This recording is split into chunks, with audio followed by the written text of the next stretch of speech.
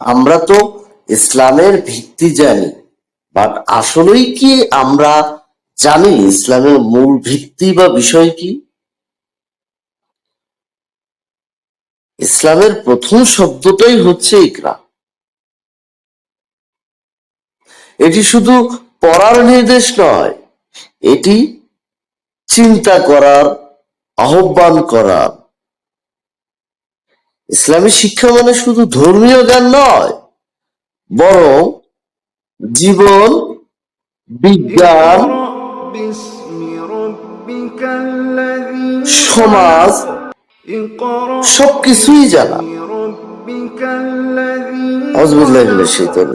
মহান আল্লাহ পবিত্র কোরআনে বলেছেন, বিসমি রাব্বিকাল্লাযী খালাক, পড়ো তোমার প্রভুর নাম।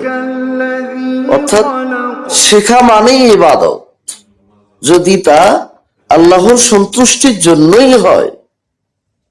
আমরা যত জানবো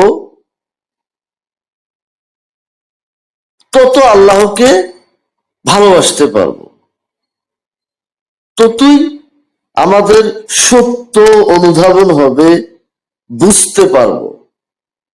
সামাজিক শিষ্টাচার যেটা, সেটা বেড়ে যাবে, ভ্রাতৃত্ববোধ বেড়ে যাবে। আল্লাহ কবুল করুন এবং হেদায়াত দান করুন।